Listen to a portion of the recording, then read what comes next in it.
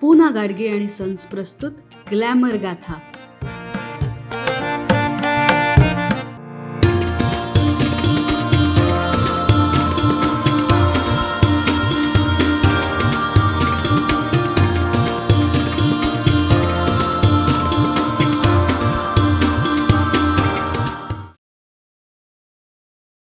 नमस्कार. ग्लॅमर गाथाच्या आजच्या या भागात मी मधुरा तुमच्या सगळ्यांचं स्वागत करते.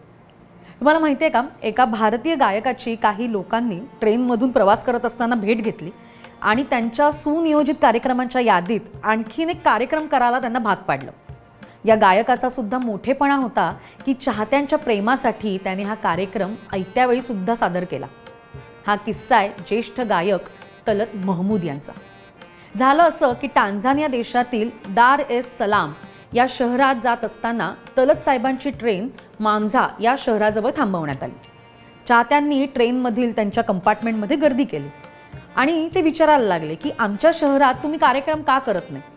संपूर्ण शहर मग कामाला लागलं आणि त्याच रात्री त्यांनी एक अनियोजित असा कार्यक्रम सादर केला. महत्त्वाची गोष्ट म्हणजे इंटरनेट आणि सोशल मीडियाच्या जन्माआधी म्हणजे 60व्या दशकात ही घटना घडली. त्यामुळे परदेशात सुद्धा तलत साहेबांची किती क्रेज होती हे आपल्याला लक्षात येतं.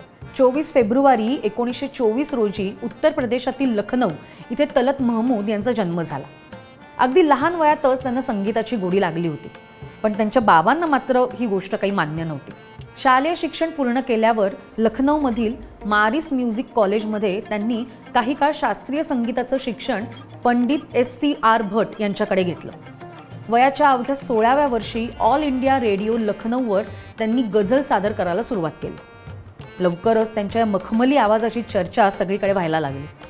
1941 साली हिज मास्टर्स व्हॉइस म्हणजे HMV या कंपनीने त्यांची पहिली ध्वनिमुद्रिका काढली. त्यानंतर लवकरच लखनौ सोडून तलत साहेब कलकत्त्याकडे रवाना झाले. त्या काळात कलकत्ता हे संगीत, चित्रपट आणि नाटक या कलांसाठी खूप प्रसिद्ध होतं. तिकडे गेल्यानंतर तपन कुमार या नावाने त्यांनी काम सुरू केलं.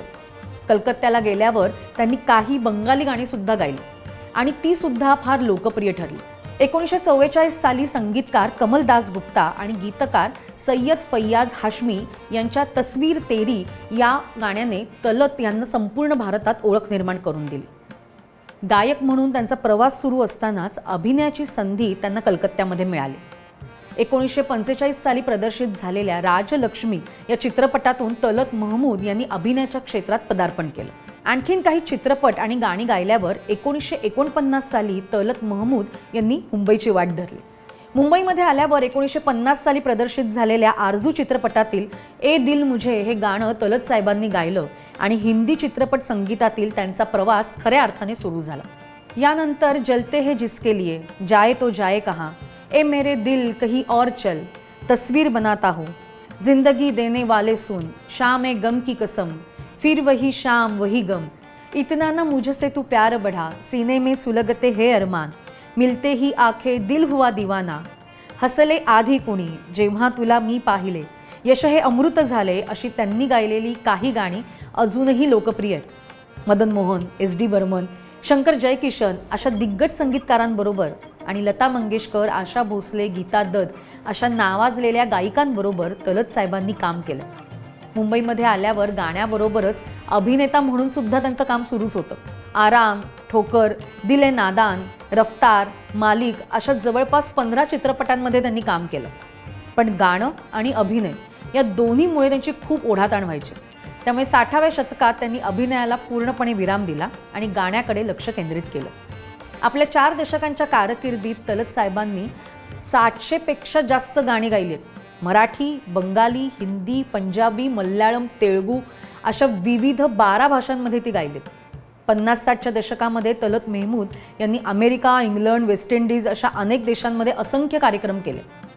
जवळपास 1991 पर्यंत ते कार्यक्रमांमध्ये गाणी सादर करत होते.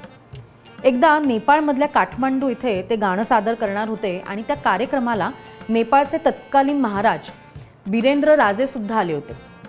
बिरेंद्र राजे कविता करायचे हे माहीत असल्यामुळे तलत साहेबांनी त्यांच्या कवितांचं एक पुस्तक घेऊन त्यातील काही कवितेला चाल लावली आणि कार्यक्रमामध्ये ती सादर केली. ही गोष्ट तेव्हा बिरेंद्र राजे यांना खूप आवडली. प्रसिद्ध संगीतकार मदन मोहन काही काळासाठी लखनौमध्ये वास्तव्यास असताना त्यांची आणि तलत साहेबांची ओळख झाली. दोघांनाही गझलवर विशेष प्रेम असल्यामुळे त्यांची चांगलीच मैत्री जमली. त्यावेळी मदन मोहन यांनी तलत साहेबांना सांगितलं होतं की मुंबईत गेल्यावर जेव्हा मला संगीतकार म्हणून काम मिळेल ना, तेव्हा मी तुला नक्की गायला घेतो. आणि जहारा, मदहोश, आशियाना अशा चित्रपटांमध्ये तलतजींना संधी देऊन त्यांनी ही गोष्ट खरी केली. 80च्या दशकात गझल संगीत प्रकार अत्यंत लोकप्रिय झाला आणि तलत महमूद यांची लोकप्रियता सुद्धा वाढत गेली. 1962 साली यश हे अमृत झाले या गाण्यासाठी तलत महमूद यांना महाराष्ट्र राज्य चित्रपट पुरस्काराचा सर्वोत्कृष्ट पार्श्वगायक पुरस्कार सुद्धा मिळाला. 1992 साली भारत सरकारने पद्मभूषण पुरस्कार देऊन त्यांचा गौरव केला. 9 मे 1998 रोजी तलत महमूद हे जग सोडून गेले. पण हा गझल सम्राट त्यांच्या गाण्यातून कायम रसिक श्रोत्यांच्या मनात नक्की राहील. तुम्हाला त्यांचं कुठलं गाणं आवडतं आम्हाला नक्की सांगा. लाईक करा आणि कमेंट करायला विसरू नका.